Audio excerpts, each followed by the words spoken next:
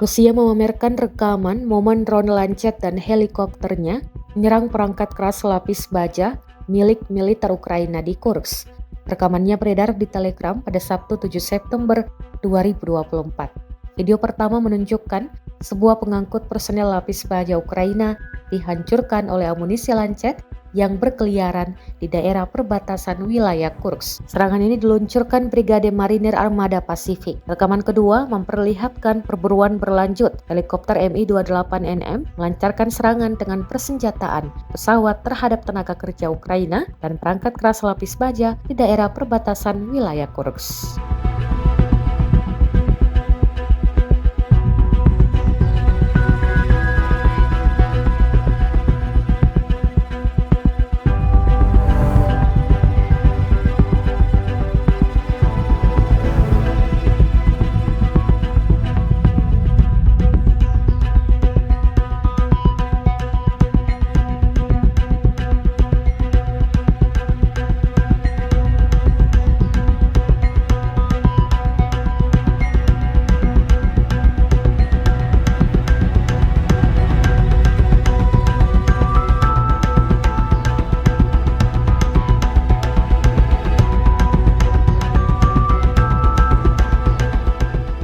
Download Tribun X sekarang, menghadirkan lokal menjadi Indonesia.